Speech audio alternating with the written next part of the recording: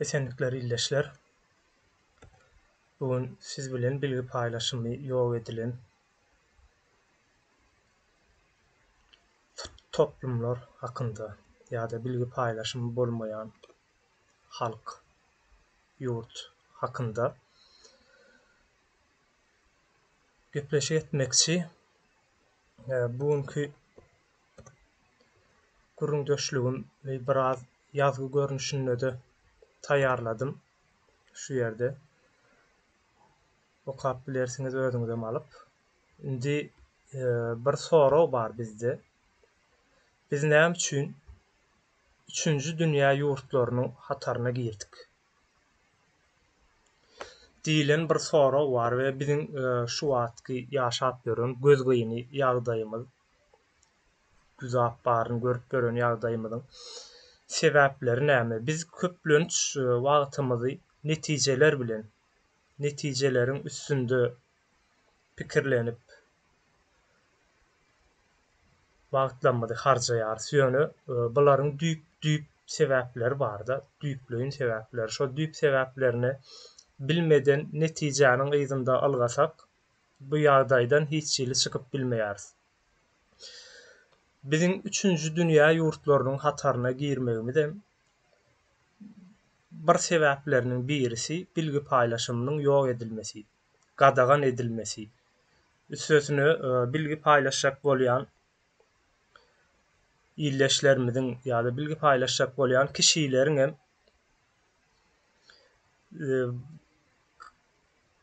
näme diýilýär, bir gyra süýşürilmesi ýa-da üstüniň örtülmesi ýa-da päsgel berilmesi ýagdaýyna geldik ýurdumyz. Indi bilgi paýlaşymy bolmaýan toplumlar diýä birincisi toplum bölünmesi we anamsyzlyk. Bilgi paýlaşymy bolmaýan toplumlarda ýalňyş ýa-da eksik bilgiler ýaýrap biler. Bu ýagdaý toplumyň her türlü gatlaklary arasynda bölünmäge we anamsyzlyga ýol açabiler. Ösüşüň haýallamasy ýa-da yza galmasy. Bilgi paýlaşymynyň ýetmezçiligi täzeçiligiň we ösüşüň haýallamasyna sebäp bolar. İnsanlar täze bilgilerden we tehnologiýalardan mahrum galar. Bu da toplumsal we ekonomik ösüşe päsgelçilik berer.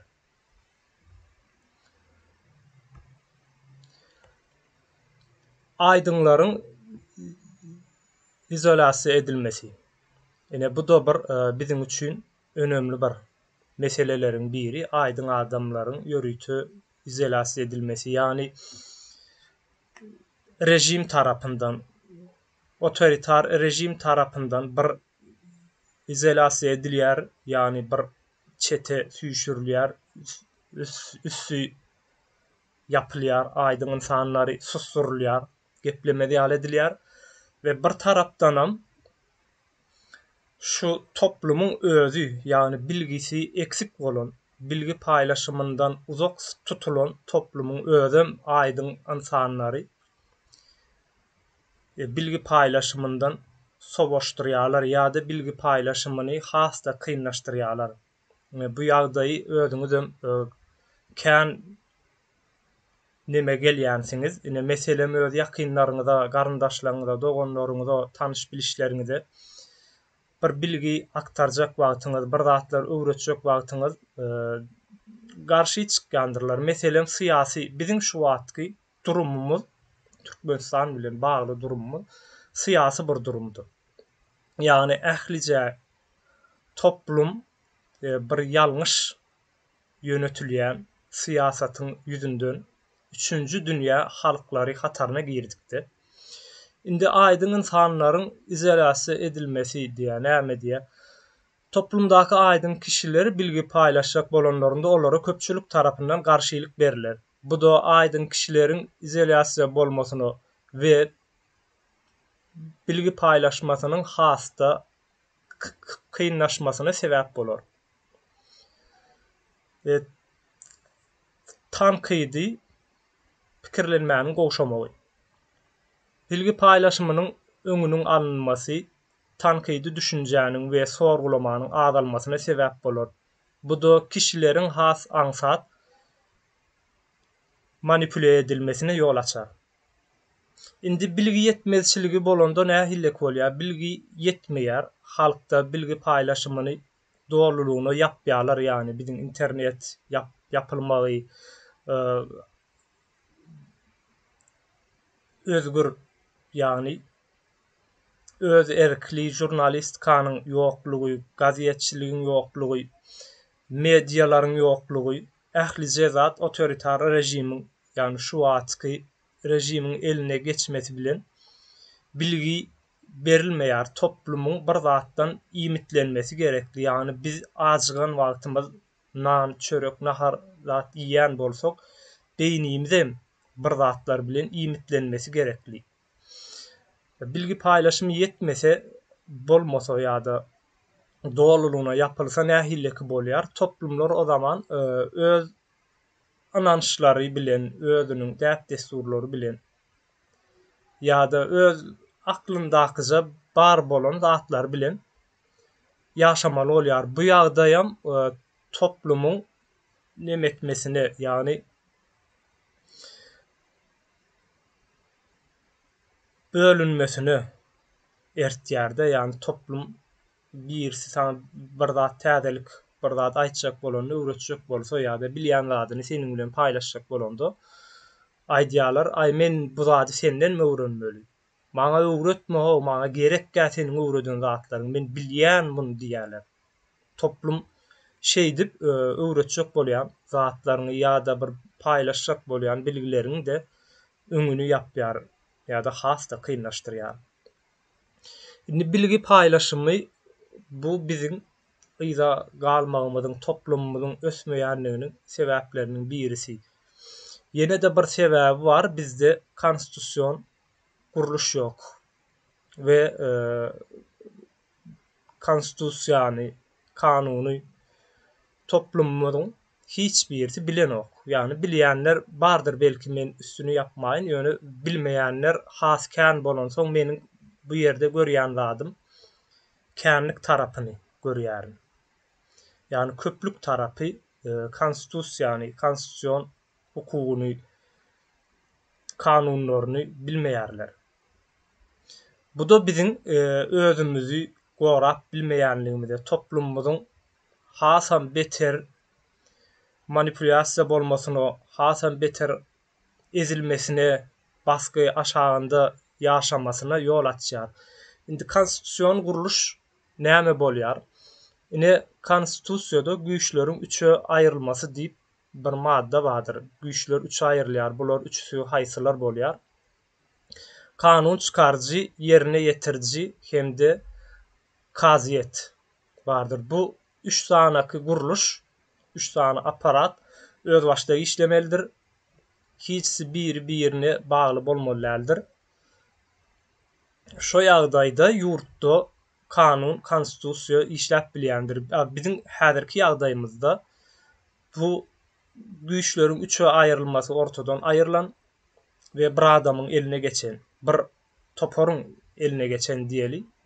Bir adamyň eline geçen diýdiğimiz zamanda Berdimuhammedowleri has arşa çykarmaly.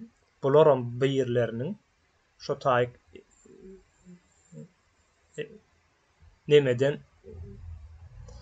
yerleştiren adamlary diýip hasap edýäris. Ýani Rus rejiminiň bizim halkymyzyň üstündäki oturdan adamlary.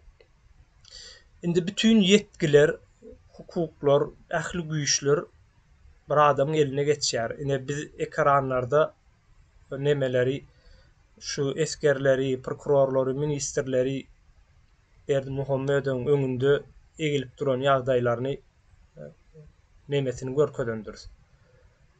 Ýazgylaryny, videolaryny görkezendiriz. Ine şu ýagdaý şo güýçleriň hemmejesiniň meniň elime geçdi diýmesi bolýar. Şu ýerde ählijeti bardyr. Ine şu ýagdaý bütün Türkmenistanyň ähli güýçler meniň elime geçdi diýip aýdýar-da, bize görkezýär. Ve bunu halkyň öňüne çykaryp edýärler. Yani gizlin bir ýagdaýda deden oklar ýöne biziň halkymyz şunuň nämedigini, bunu nähille edip okumalydygyny bilmeýändigimiz üçin bugüne çenli hiç bir zada üns bermän gezdik. Illeşler. Biziň ilki bilen talap etmeli zadymyz näme? Konstitusiýon guruluşyň täzedänden ayaga galdyrylmasy. Konstitusiýon guruluşyň güýje girmesi gerekli. Konstitusiýon guruluş şu kanuny, adalaty ýa-da ýerine ýetirjileri kontrol edýän, konstitusiýany kontrol edýän bir aparatdyr. Konstitusiýon guruluş ýok ýerinde senin konstitusiýaňam, kanunyňam, adalatyňam işlemeýär, ýerine ýetirji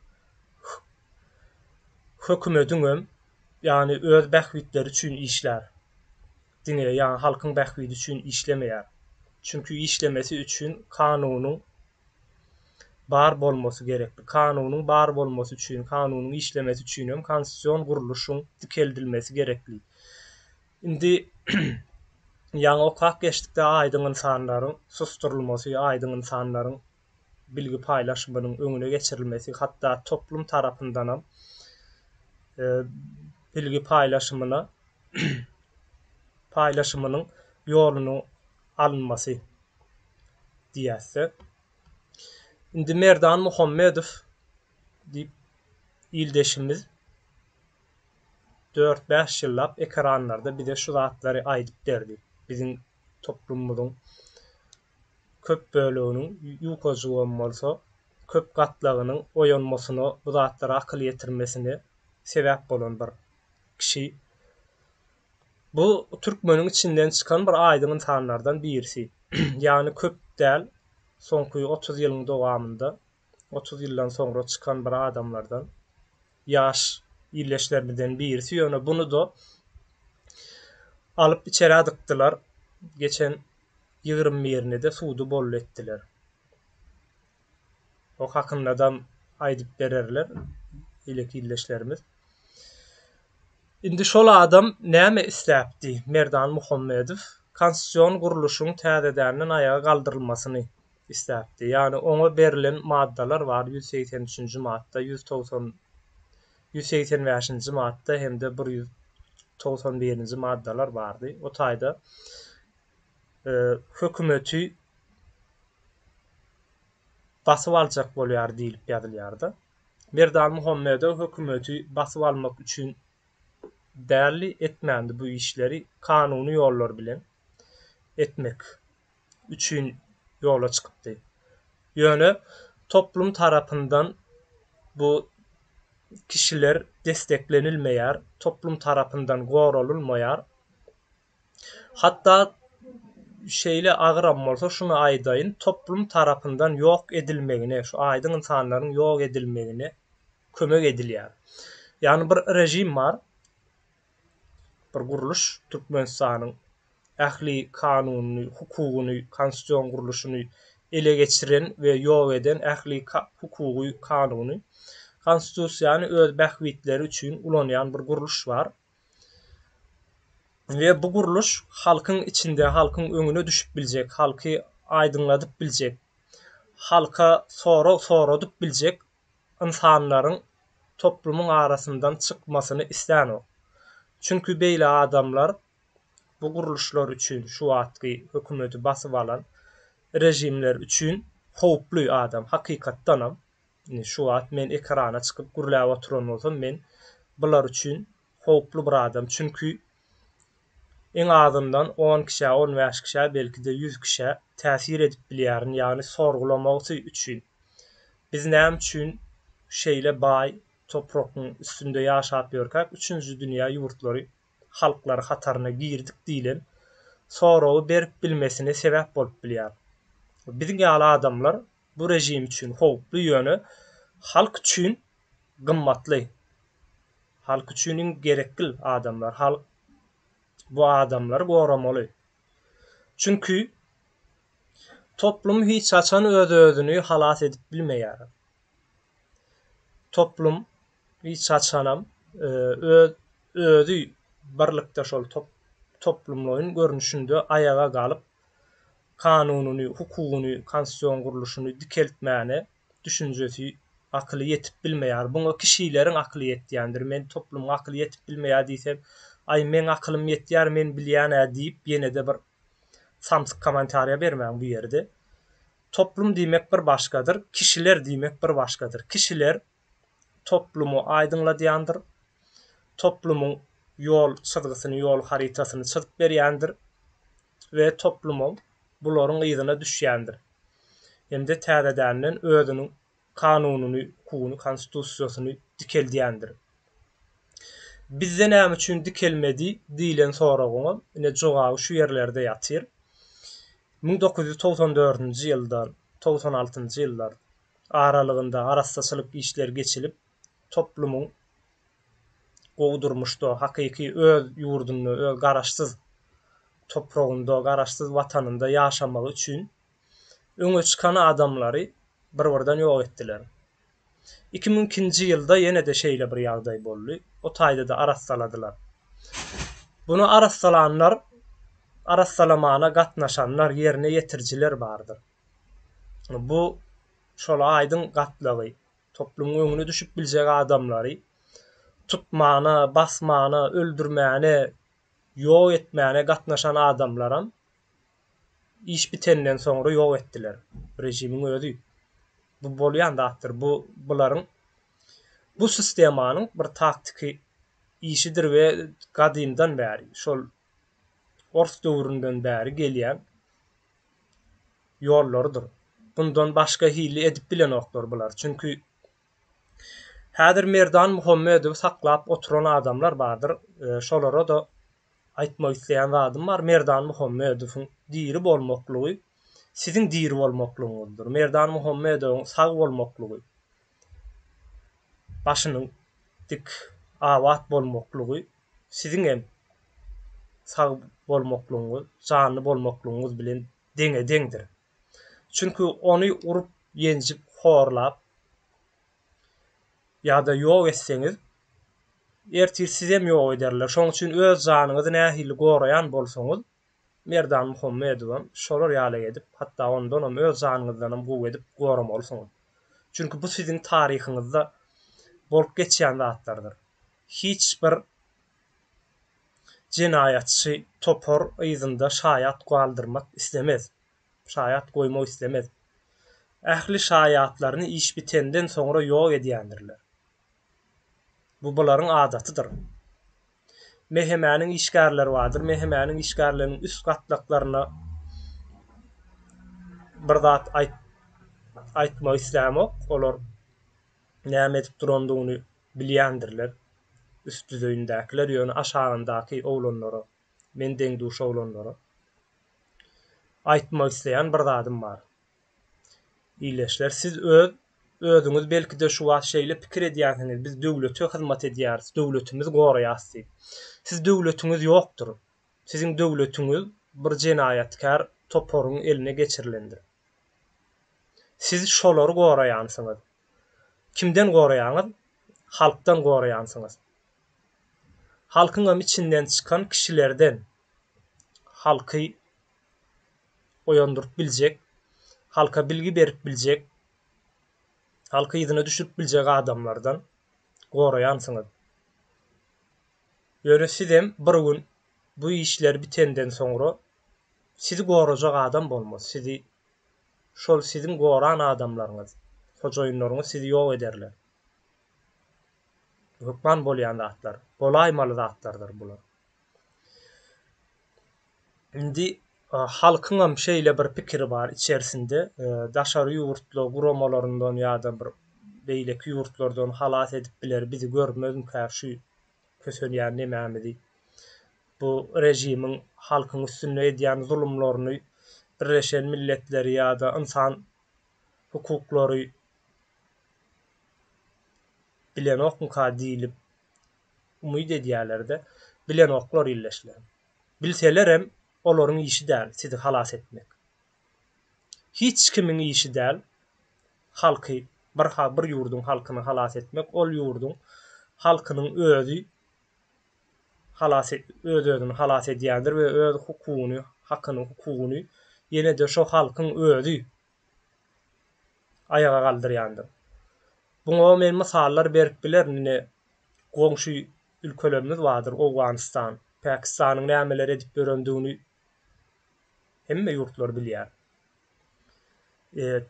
Pakistanda bolup beren ýagdaýlar, Awganistanda bolup beren, Iranda bolup beren ýagdaýlar. Soň Afrika ýurtlaryndaky ýagdaý.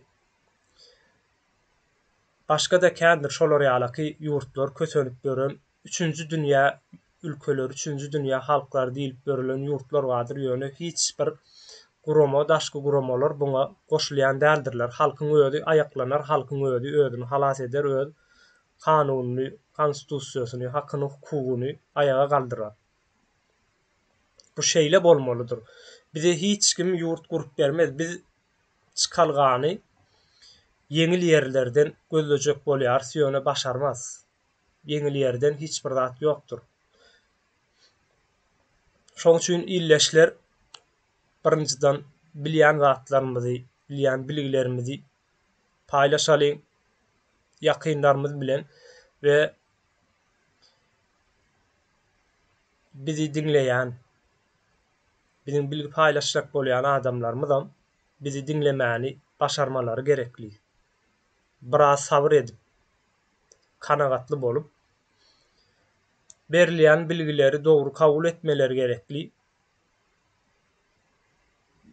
Bolmasa bu bilgi paýlaşymynyň öňüne geçilmesi, bu taýda kän zatlar bar, men ýöne azajyk bölegini alyp ýazdymda, kän uzaltmaýyn diýip, özüňiz iýdäp bilersiňiz, internetde ýazsaňyz hemme zatlar ortaga çykar. Ýagny bilgi paýlaşymy ýok bolan halklarda ýaşaýyş nähilleki bolýar ýa-da şo halklaryň gelejegi nähilleki bolýar diýen ýaly terizde ýazsaňyz size kän zatlar öňüňize çykaryp biler. Ine şu wagtça şular illeşler meň aýtjaklarym. Ýene-de görüşýänçak, sag bolun.